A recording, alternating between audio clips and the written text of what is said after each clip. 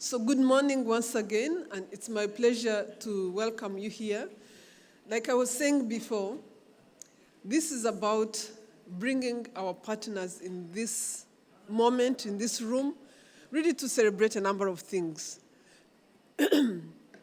As someone who was working with you all in the Food System Summit and getting the Food System Summit, there's nothing that is more exciting to be here today in UAE, really having conversations around food systems and to see the journey we have moved and see how far we have moved and see how much UAE has put into moving food systems forward, building on the work of the Food Systems Summit and the Food Systems Hub that is at FAO. It's really exciting to see the progress we are making, number one. But it's even more exciting to be thinking through how we continue to move forward together. So bringing you all here in this room today was extremely intentional to continue those conversations. You're some of the key partners on how we go forward on food systems. And we want to make sure that we continue to engage you, but we want to make sure that we share any progress that we are making with you all as we go forward. So we are hosting, as Athrin said, we are hosting this meeting with the African Union, NEPAD, and African Development Bank, who is also in charge of this pavilion and has been working with us on this, and UAE, and GCF, who is a partner that we are really excited to have in the room today. And I don't want to preempt the conversation around GCF because I really have someone who is going to be talking about why we are here today.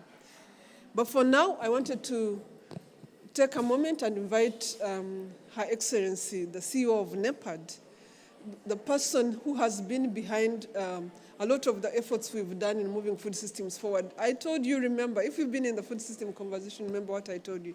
I told you the only reason I accepted to take this responsibility as Food Systems Special Envoy was so that Africa can engage.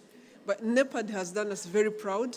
NEPAD has made sure that Africa has actually been engaging in the food system conversation. So, Your Excellency, it's an honor to ask you to speak to you.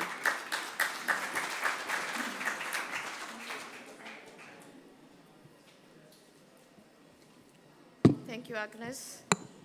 Good morning, everybody, and I'm so sorry that we are late. But thank you very much, Agnes, for this introduction. You've been really the force behind all this. So we would like to salute you. Your Excellency, the former Prime Minister of Ethiopia, a good friend and who is the chairman of AGRA, Your Excellencies, in all your different capacities, the UAE representative who is here, the European Union, the GCF, thank you very much to have these ladies, powerful ladies, FAO, IFAD, and all partners that are here from the various bilateral and multilateral organizations. It's so wonderful to be here as responsible, but also as really committed and dedicated partners. Distinguished guests, esteemed partners, ladies and gentlemen, I'm honored to welcome you all to this high-level event dedicated to the crucial mission of leveraging investments for climate adaptation through food systems transformation in Africa, and privileged to share reflections on the pressing topic at hand that we have here and that we're discussing today. As we convene under the auspices of COP28, our focus is on the urgent call for accelerated action and higher ambition against the escalating climate crisis. At this esteemed gathering, we must address the current state of our continent's food system and address the immediate challenges of Africa with its diverse ecosystems and rich agricultural potential. That stands as a cornerstone in global food security. However, we face complex challenges such as rapid population growth. We know very well the climate change, the land degradation, and limited access to modern agricultural technologies that demand urgent and purposeful action. Today, we know very well that 256 million Africans, or 20% of the population, are undernourished. Of these, 239 million are in sub-Saharan Africa and 17 million in Northern Africa. The contribution of climate change to these statistics cannot be underestimated. Reflecting on the progress made over the past year, it's heartening to report commendable strides in implementing the comprehensive Africa Agriculture Development Program, the CADEP, and also the NAIP and the regional investment plans. This program has been instrumental in navigating challenges and laying the groundwork for sustainable and resilient food systems. The integration of climate adaptation into our nationally determined contribution, the NDCs, underscores our commitment as Africa to aligning climate goals with the development of robust and sustainable food systems.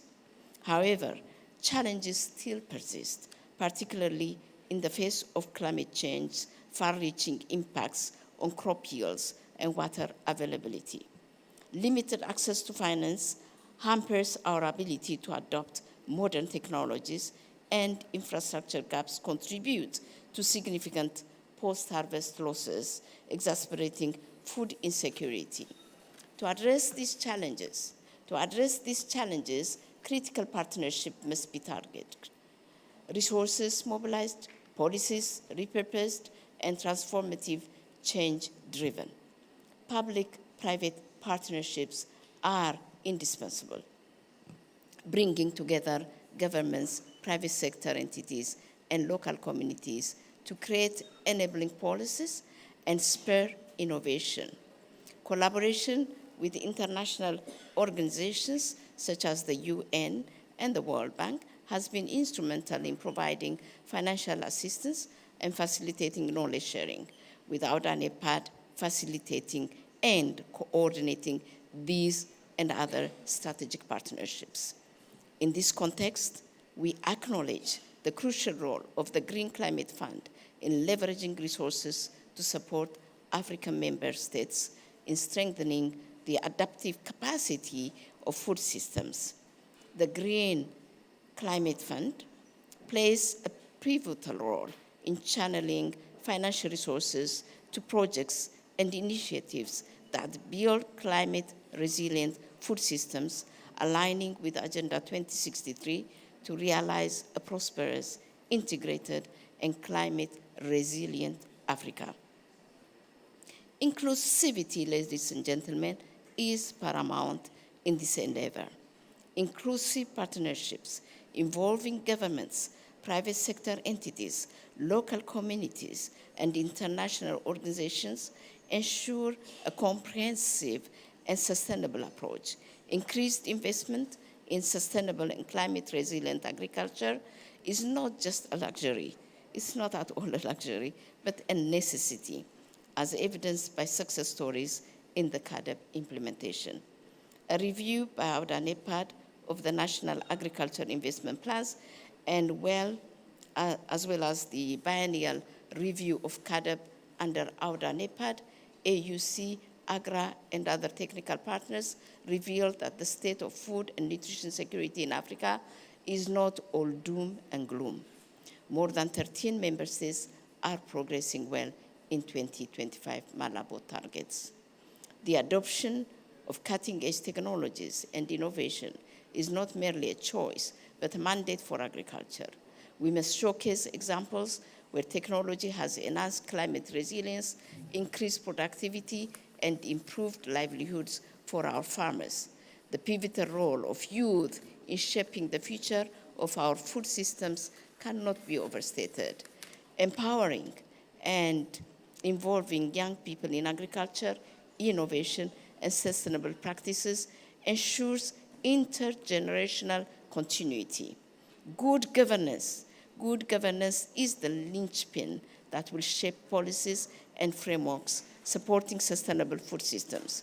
Effective governance through capable institutions ensures that resources are allocated efficiently, regulations are conducive to innovation and the benefits of transformation are equitably distributed. Your Excellencies, distinguished guests, and esteemed partners, I would like to emphasize 4 critical messages. One is unified commitment for climate-resilient food systems. Our shared commitment to climate-resilient food systems must be unwavering by bolstering the integration of climate adaptation measures into our nationally determined contributions and aligning with Agenda 2063, we affirm a collective resolve to build robust, sustainable, and climate-proof food systems across Africa. The success stories of the Comprehensive Africa Agricultural Development Program serve as a testament to the transformative power of unified action.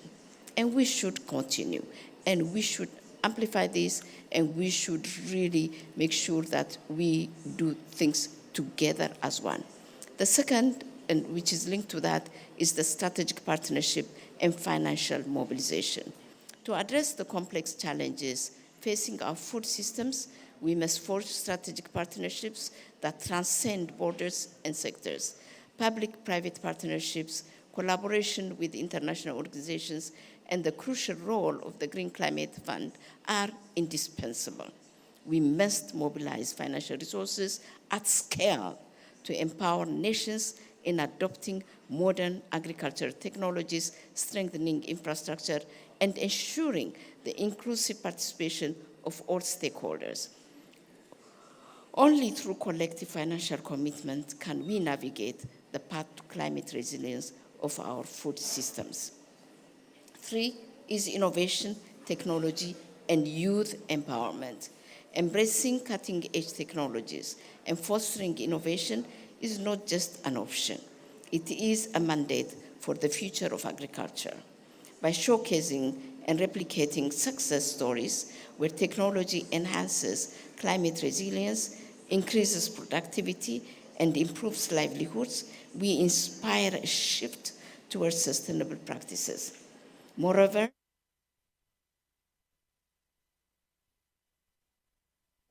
and sustainable practices ensures the intergenerational continuity of resilient food systems. Investing in the potential of our youth is an investment in the longevity and vibrancy of our agricultural landscape. This is what the AUDA-NEPAD Energize Africa initiative is all about. 4 is robust institutions and policies. Effective governance stands as the linchpin that will shape policies and frameworks supporting sustainable food systems. It ensures efficient allocation of resources, creates regulatory environments conducive to innovation, and guarantees equitable distribution of the benefits of transformation. As we navigate the complexities of climate adaptation and food system resilience, good governance becomes paramount in charting a course toward a prosperous and sustainable future. In conclusion, let the COP28 this year and this presidential event be a turning point, a moment of renewed commitment, intensified collaboration, and innovative action. By acknowledging the challenges and fostering critical partnerships, we pave the way for a sustainable and resilient future. Together we can transform challenges into opportunities, ensuring that the next generation inherits a thriving and resilient. AUDA-NEPAD stands ready to support and propel these efforts together with AGRA. And we are very proud of our partnership. Working together with AGRA, we can make a difference. And we can build the capacities of countries to make a difference. And we hope that your partnership, together with you, and with your partnership, we would mobilize the necessary resources that countries require to make that transformative change. And I thank you very much for all being here, and I hope, our main, principal partners will be here. That's the member states. Soon they will be here, but the messages will be passed on to them, and we are there also to represent them. Thank you very much for all of you who were able to make it today. Thank you.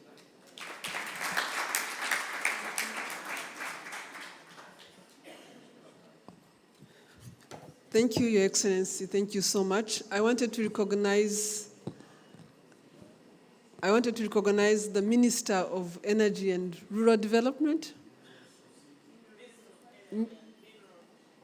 Mineral Development. Minister of Energy and Mineral Development, the government of Uganda. Thank you so much for joining us. Thank you. Now it's my pleasure to ask His Excellency Hari Mariam, the Chair of the Board of AGRA, to come and give his welcome and opening remarks.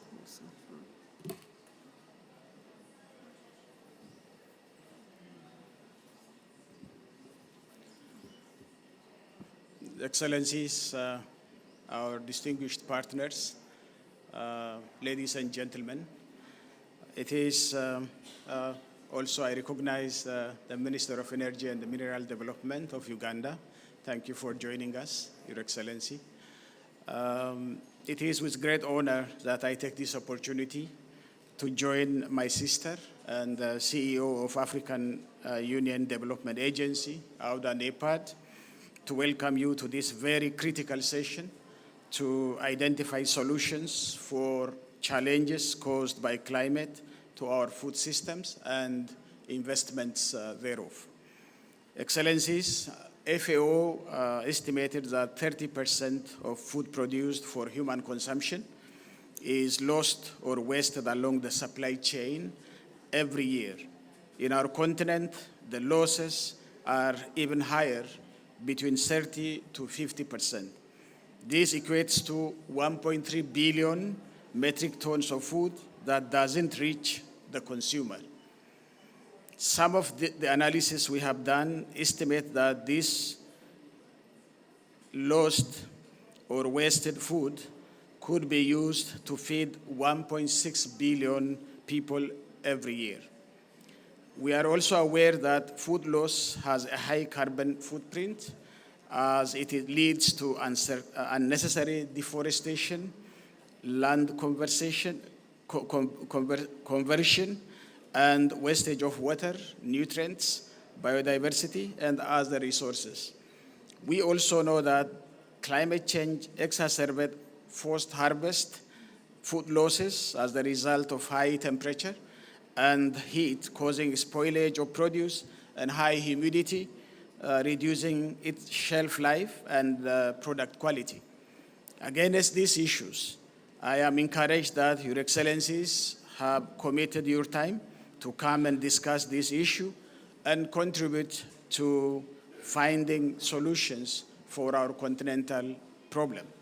We are delighted to partner with Green Climate Fund in supporting these efforts, and I wish to applaud the leadership, Your Excellency, the Executive Director of the Green Climate Fund, Mrs. Malfada Durete, who is amongst us today. Thank you for this support. And again, let me take this opportunity to thank the government and people of United Arab Emirates for organizing this unprecedented COP28, and thank you for that. And I wish you very good deliberations. Thank you.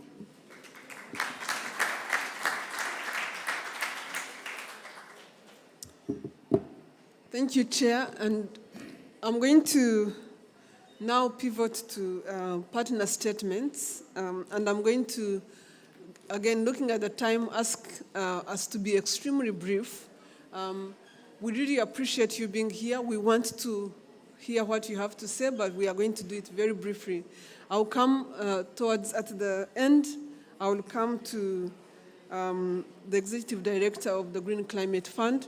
But before I come to her, I wanted to make sure that we hear from many of you.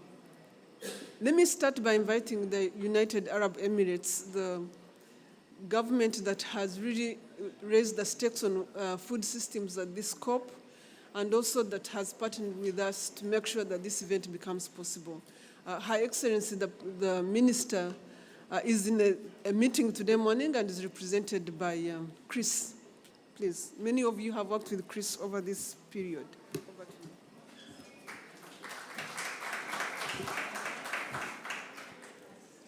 Thank you, President Kalibata. Excellencies, ladies and gentlemen, colleagues, I will be brief. I am here to thank you and to welcome you. This COP, COP28, has aimed to be a home for this agenda, for food systems transformation, and for climate action.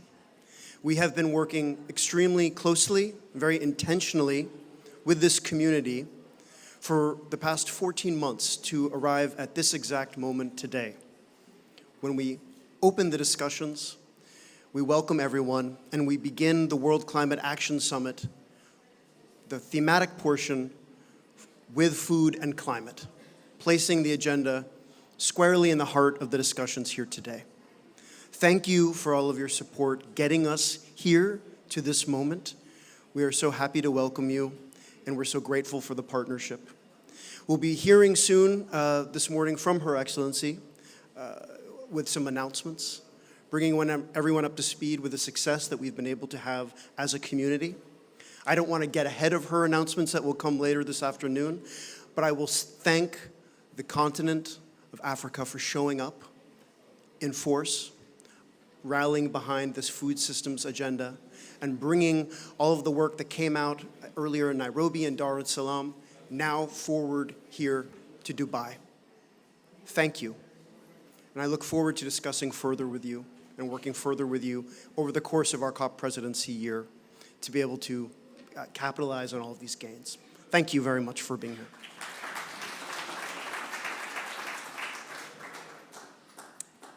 Okay, I'm going to change things around a little bit. Again, time is of essence here. So I'm going to ask Her Excellency, the Executive Director of the Green Climate Fund, to speak to us because she has another engagement to go to, and I appreciate that. So please, the floor is yours. Thank you.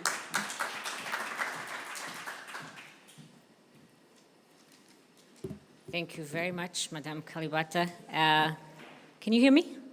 Yes, very good. Good morning, everyone. It's a pleasure to be here in UAE. Thank you for the hospitality and organizing such an important event. For me, it's always a pleasure to be in the Africa Pavilion, and my colleagues here from the African Development Bank will relate to this, my previous home. I always feel extremely welcome and very much at home, so thank you for having us. Excellencies, I will be also very brief. So as we've heard and we know too well, in food systems and food systems transformation is critical. We are losing arable land at a pace that is quite incredible. We are not forming soil.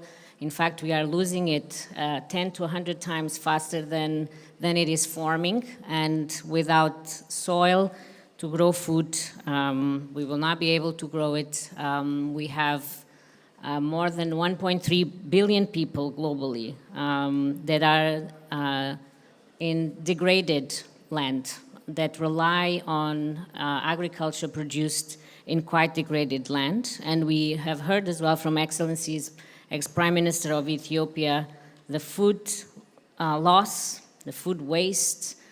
So we actually have a system that is producing a lot of food, but the food is not reaching those that need it. In fact, I have heard in the past that we probably could feed everybody just with the food that we produce, but we lose it and we waste it. So it really calls on, and there's much more to say about the transformation of food systems, but I'm not going to continue to expand. Now, coming to Africa, one of the good news about Africa is that even in the face of the climate crisis, Africa actually has an immense and undeniable potential to ensure food security, not just for the continent, but actually to become a breadbasket of the world. So these are good news. And it's because of that I'm here, and I'm quite thrilled to announce that the Green Climate Fund is stepping up to help deliver on this opportunity and promise. In partnership with AGRA, we are actually preparing a new regional program that the clever people that engage in marketing and communications have called Regain.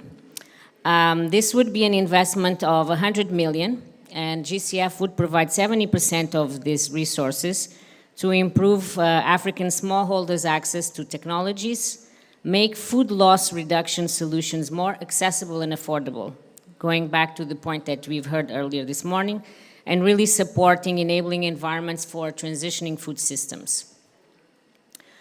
The first group of countries that stand to benefit from this program, which is, as I said, under development, will be Burkina Faso, Ethiopia, Kenya, Malawi, Tanzania, Uganda, and Zambia, that have already joined this initiative. And we will welcome more countries in subsequent phases. We have just recently approved $1 million of grant resources to support the development of the program. And this will allow the partners and the countries to develop the diagnostics that are necessary to carry out consultations. They are really critical, and ensure the alignment of the programs with the country priorities.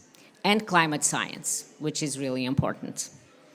It's also very good news because one of the things that we hear a lot in the COPs, and that's going to be part of my agenda, as I took over this role August 1st, and I have already presented my vision for the Green Climate Fund at the UN Climate Ambition Summit, one of the things that needs to happen is simplification of access to resources, agility and simplification of access. So there's a lot to do. But the good news with this program is that we are actually going to pilot it through a new, much more streamlined access to finance. And I hope that we will succeed in getting the project through in a much shorter period of time than the standard approach, while we continue to reform our processes and procedures as well. So partners like AGRA, the co-host of this event, are really critical allies in shaping this effort and getting it off the ground. And we are, Madame, the CEO of AUDA-NEPAD also mentioned this morning about the strategic partnerships. It is really important to work with the critical organizations and institutions in the continent to drive the agenda forward. So in closing, I think I'll come back to the opportunity because I always like to position things in terms of opportunity. And I think Africa is facing a really important opportunity because the continent has actually 60% of the world's unused arable land. And has the potential to actually accelerate agricultural productivity by up to 2-3 times. And can, it's within its reach to actually create a food market that is worth $1 trillion before 2030. So this is great news, and I come full circle in terms of the opportunity because the continent is facing this dual challenge of escalating food and nutrition insecurity, which is impacting nearly 300 million people, and this intensifying effects of the climate crisis, as we know too well, and we will continue to see more of it. And we don't have to talk about just the devastating impact of, for example, Cyclone Freddy, and how it impacted Africa's harvest. So this is why these initiatives are so important. This is why the strategic partnerships with the organizations in the continent are so important. And this is why this program, Regain, it's also so important. Let us work together in fast-tracking it and making sure that we get it off the ground as quickly as possible, and we really start this agenda that we hope is just the beginning of a much stronger and ongoing partnership for transforming food systems in Africa. Thank you very much.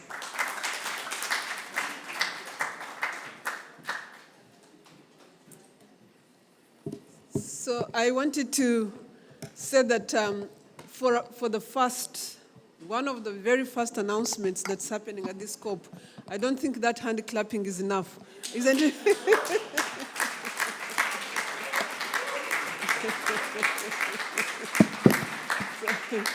Thank you so much. So I had the commitment, but I also had the strengthening of resilience, which is extremely important. And again, recognizing time and time constraints, I'm just going straight ahead. Thank you so much for being here. I'm going to go straight and ask partners to come forward and give their brief statements. Let me start by our biggest collaborator and the person who is not happy with how we invest in food systems, Maximo.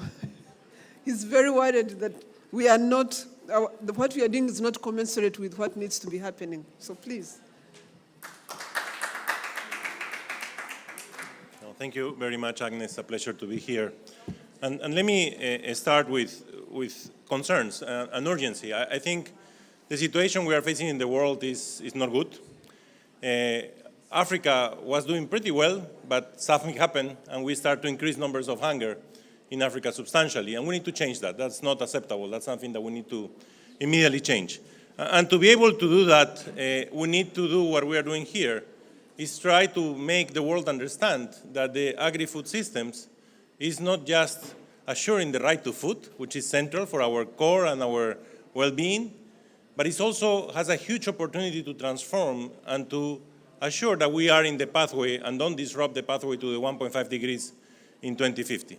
So it's central that we understand that. There is a huge opportunity in the agri-food system to do that. And therefore, we need to change the financing to the agri-food system and the climate financing to the agri-food system. Today, we only receive 4% of the climate financing in the agri-food system, and that needs to change substantially. It needs to change because it's the sector that will create the difference. It's the sector that can substantially, through the just transition pathway, increase efficiencies. As we have heard today, we have unacceptable inefficiencies in how we lose and waste food today. But nobody talks about the numbers and how we measure this. And it's essential that we measure why we're losing such amount in losses, which goes up to the wholesale included, and in waste from retail to the consumer. In the losses part, we just launched an app called the FLAP, Food Loss App, which anybody can crowdsource information from the farmers app so that we can understand where the hotspots of losses are and find solutions to those. So that's one way we can increase efficiency. On the consumer side, behavioral change and some changes in regulation will help us to reduce waste. And that applies not only to developed, but also to developing countries. We need to be in the frontier in developing countries on how to reduce losses and waste. But there are also inefficiencies in the way we use our inputs. We are not using our fertilizers properly. We are not being efficient because we don't have good soil maps and real-time soil maps that will help us to target the exact quantities that we need. Significant amount of our fertilizers and our inputs are lost. And that has a double damage. Not only doesn't allow the farmer to use the little resources properly, but it also creates problems because it's overusing chemical fertilizers when they are not needed. So it's a loss-loss situation that we can immediately change by improving the way we handle and we increase our efficiencies. So there are many ways in which we can improve and we can move forward in the efficiency side that will allow us to do this change that will attract this climate financing. And on the rebalancing side, also a lot to do. Overconsumption of some goods, underconsumption of other goods. In the world today, we have 3.1 billion people that don't have access to healthy diets. 3.1 billion people. Yes, we have enough cereals in the world, if they are distributed properly, to satisfy our calorie intake. But we don't have enough food in the world to assure access to healthy diets. And that means diversity of diets. Enough proteins for the countries that are under-consumed, and convincing the countries that are over-consuming to reduce the amount that they consume through proper mechanisms of information and regulation, because when you consume in excess, you could have health issues and non-communicable diseases. So this rebalancing part will be central. We have to rebalance the way we use our natural resources. The use of water, for example. Water is in a huge stress, and that will be one of the major sources of conflict in the future if we don't take care of it. So governance on water, better use of water, efficiency in the way we use water will be always benefit for all. So very simple, I think in this just transition process, increase efficiencies, rebalancing, and understanding that this sector is a sector that can make the difference is where we need to attract the financing. And the financing can come through different sources. First, we can use better the public resources that we have, and that's the whole agenda of repurposing of agricultural support. It's not enough, we have to spend more in agriculture, but we also need to use the resources we have in a more efficient way. Second, we need to use better the money coming from the IFIs, the international financial organizations. And we need to create a convergence and have clear actions in different domains that are needed and try to attract that convergence so that we don't duplicate efforts. And we stop using money for subsidies that end in creating problems and distortions. So we need to find ways to activate a clear mechanism, a clear roadmap that will allow us to converge in that sense. But we also need to attract the private sector. Private sector will have to play a crucial role, and they need to be aligned in this pathway of transformation. It's very important that we provide the proper signals to attract the private sector. And it's not only de-risking through financial resources, it's also de-risking through information. And climate financing has to play a crucial role.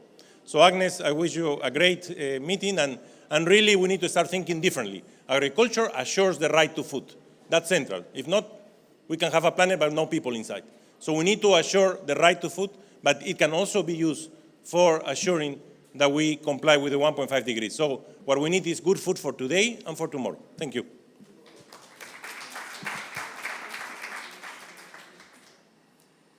Good food for today and tomorrow. Let me invite Carla Montesi, the head of EU. Please come and give your remarks.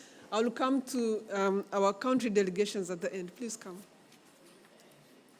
We'll make it brief. Thank you. Thank you, Agnes, and distinguished excellencies, distinguished partners. Very happy to be here on behalf of the European Union. As you know, European Union is a partner, wants to be a partner to transform African food system, to be better adapt to climate change and secure food security.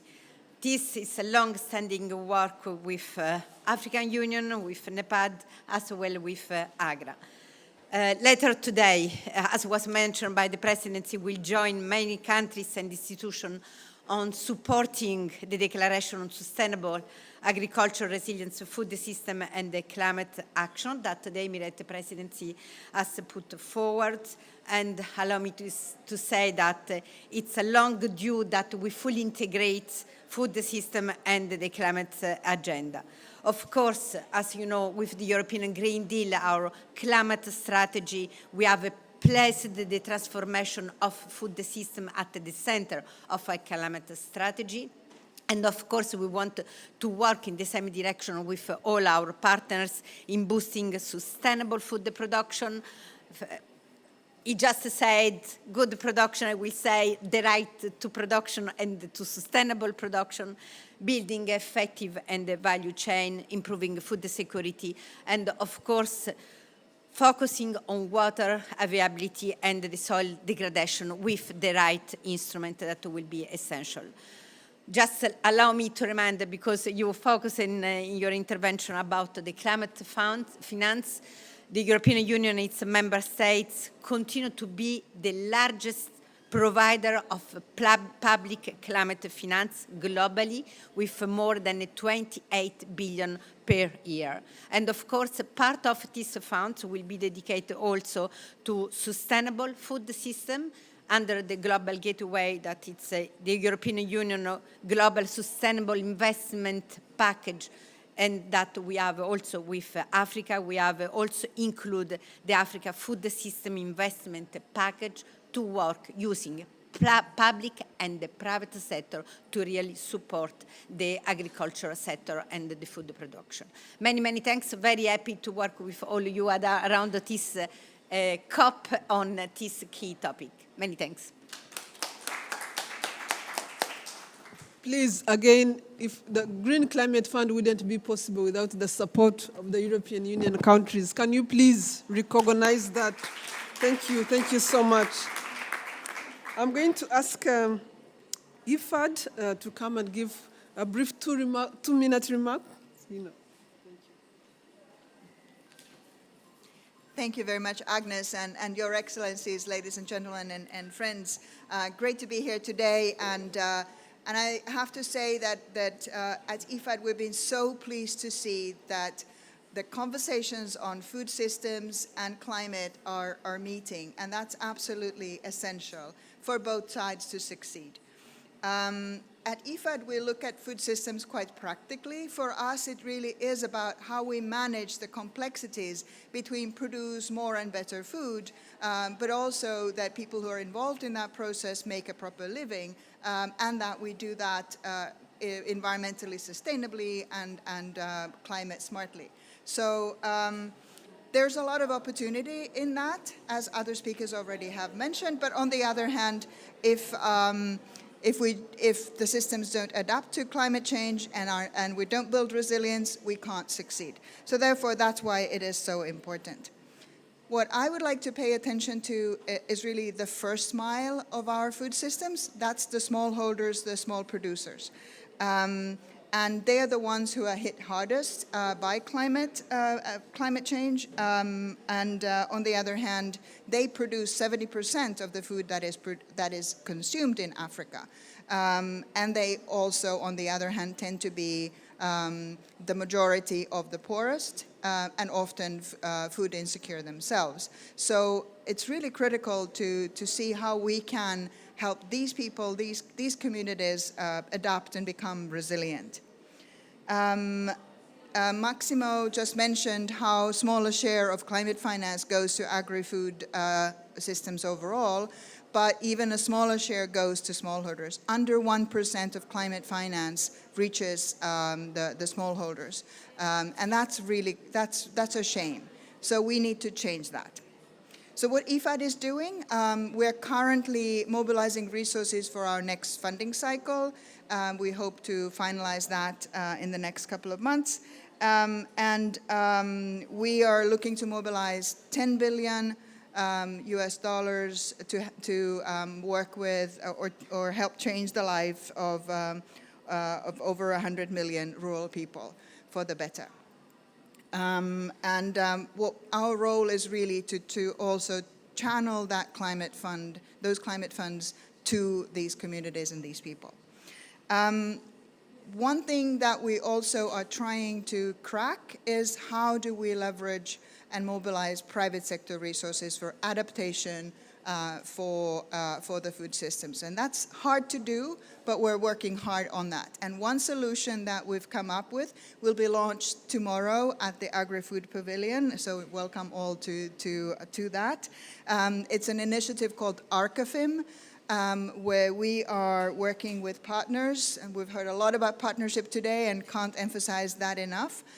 So we're working with the Green Climate Fund, with the European Commission, with the Nordic Development Fund, Finland and Denmark, and the Equity Bank to build a platform for it's a pioneering partnership to integrate blended finance, risk-sharing mechanisms, and targeted technical assistance. We've mobilized around 200 million so far, we look at this not only as an individual project, but really a business model to show that it can be done. And we look forward to using it in other markets going forward. So welcome to that launch tomorrow. So just a really inspiring conversation today. Looking forward to continuing working with all of you going forward in this space. Thank you very much. Thank you so much, and I apologize for hoovering, but time is becoming of essence here. Now, IFAD has just spoken, and I'm going to say IFAD spoke on behalf of multilateral institutions. So I'm going to call the private sector. Jay, I'm going to call on you to come and speak on behalf of private sector. Then I'm going to call a farmer before I come to our governments to say something as we wind this meeting down. Thank you, Agnes, Your Excellencies and friends who we've been seeing for a long time. From the private sector, UPL has been involved in various aspects in Africa for a while. After a lot of consideration and thinking, we believe the center of food security, agriculture sustainability is we need to focus on farmer resilience. Because we talked a lot about food waste, a lot about technology, about increasing productivity of agriculture. We talked about the 3x potential increase in food productivity. All this revolves around farmer resilience. And a resilient farmer who can pay his bills will adopt new technology. A farmer who has income will listen when there is better technology to reduce fertilizer or use soil mapping or any kind of technology. So I think if we can focus on farmer resilience, that will drive adoption of innovation, adoption of climate smart technologies. At UPL, we are working with hybrid seeds in Zambia, in Tanzania, in the rice belt in West Africa, really training farmers to increase their per acre productivity dramatically. And one of the biggest challenges is value chain and the food system to offtake. The minute farmers produce more, he earns less because of the value chain investments. And so I just want to emphasize that a resilient farmer will do all the above. He will invest in storage, he will invest in better technology, better productivity. And at UPL, we are committed to really making farmers much more resilient, and that will automatically bring financial inclusion, because I believe that the financial system don't want to finance a weak farmer. And a resilient farmer can have financial inclusion, which will drive this whole big transformation. So thank you very much. Thank you, Jay. Let me ask now, let me invite Manasseh from the World Farm Organization. Please, 2 minutes, just like everybody else.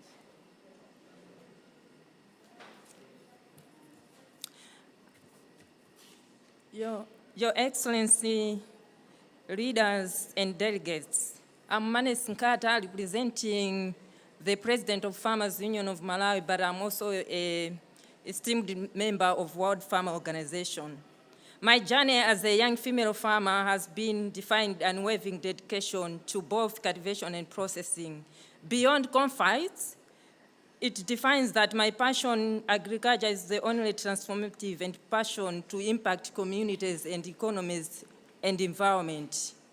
Today, we stand as the judicial facing an undeniable reality that farmers across the globe are confronting the formidable challenge, both and challenges for climate change.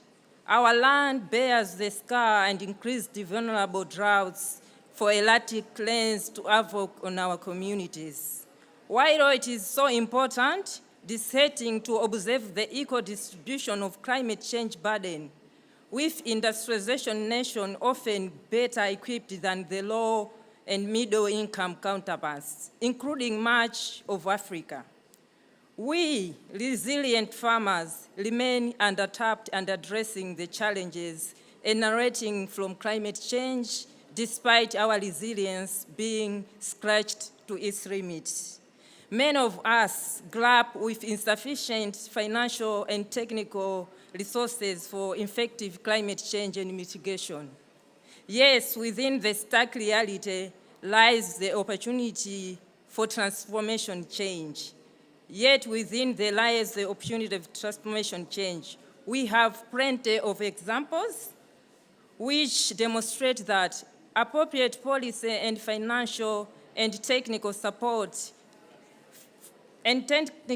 farmers can face the climate change impact head-on, and they are capable for being the bigger part of the solution. As a representative of the farming constituency, we welcome the establishment of the Loss and Damage and GCF Fund, recognizing its potential significantly supports the farmers in adapting the impact of climate change. However, we express our concerns regarding the sluggish disbursement of these funds and the absence of the clear mechanism for the most vulnerable farmers access them. It is paramount to remind the leaders in this room and across that the ramification of climate change reverberates at the levels of individual farmers, and it is here at the grassroots that the assistance is most crucial. Therefore, we are passionate for the interventions and under the loss and damage to be tailored to the unique need of individual farmers with the size-fits-all approach. Lastly, we recommend our governments and the commitments to various climate treaty protocol. The benefit of these agreements often elude the majority of our farmers. They find themselves isolated, bearing the cross of climate change and compound the challenges of these we face. Today, within the walls of this gathering, let us collectively acknowledge the agency of the power of our farmers. We farmers, we inspire to the active contributors of the solutions, not only merely the recipients of them. Lastly, let's hold the power of reshape the narrative of forging the path of the ensure that the farmers are not mere victims, but empowered stewards to the land. Together, let us commit in fostering collaborations and innovations, sustainable practices as the resounding statements and shared responsibility to safeguard the farmers and the future of the farmers. Thank you.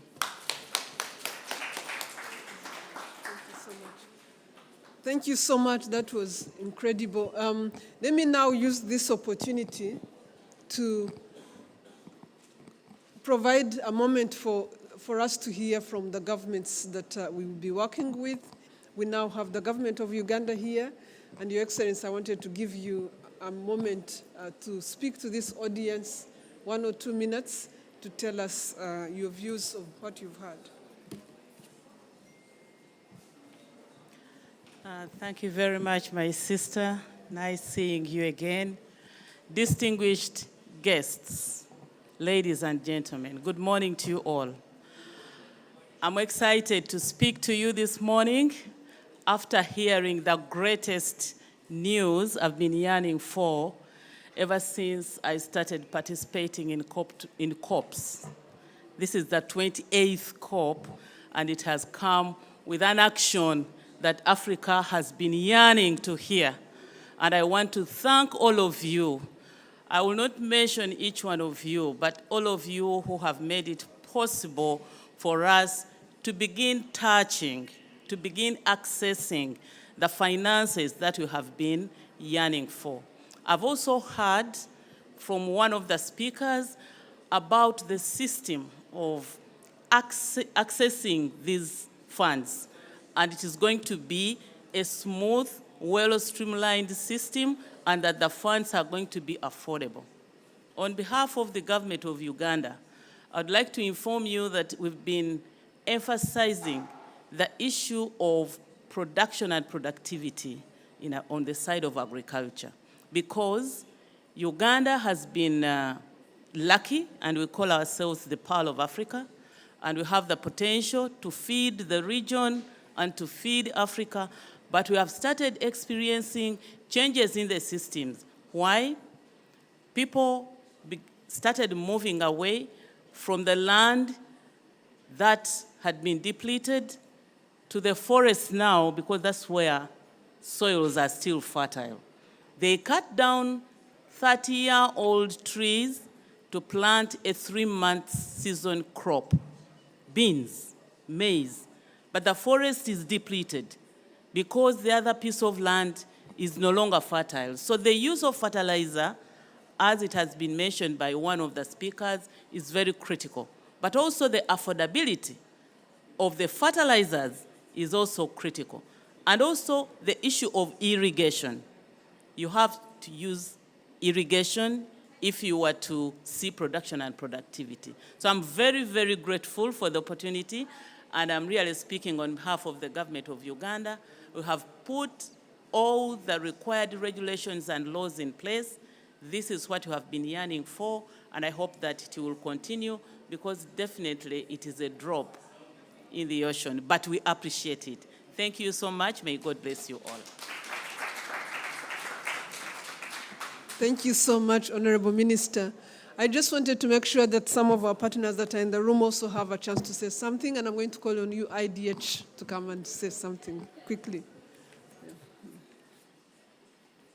We will continue waiting with us. We're waiting for His Excellency, the President of Zambia. He's coming, so please don't give up. But in the meantime, let's keep going. Yep. Please go ahead. Thank you, Agnes, and good morning, everyone. Excellencies, all protocol observed.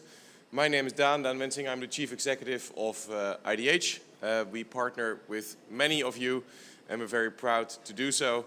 And it's amazing to start COP and see the integration of the climate and the food agenda. I know that Agnes and I met in Glasgow at COP26, where we shared the frustration that after the food summit, there was no mentioning of food at the climate COP.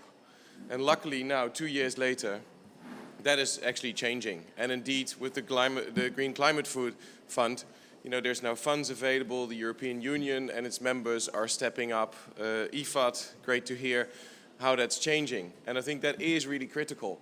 And I echo what has been said before, and I want to emphasize my intervention more on the role of the SMEs. If we look at the food system across the African continent, then the SMEs are really a crucial point. They are actually the ones that work with the farmers. They convert the raw material into the products that then goes to the cities and goes externally.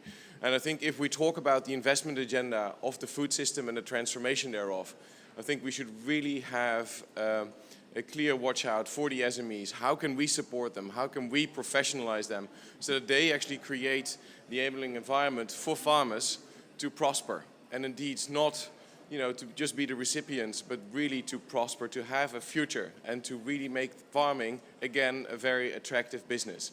So that interaction between smallholders and SMEs is critically important.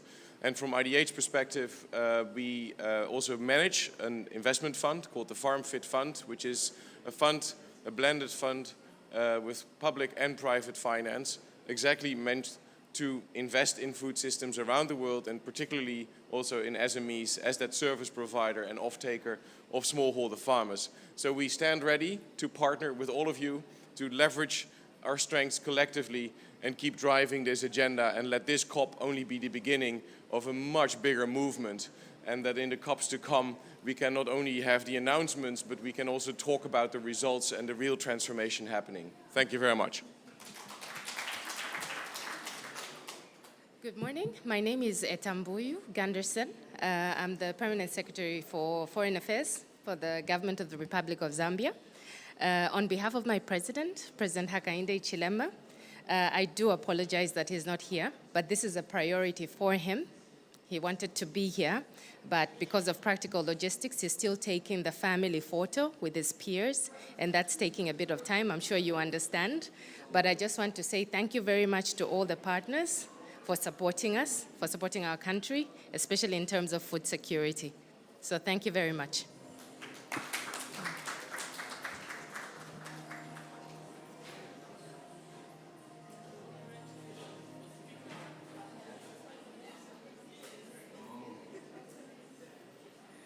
So, thank you.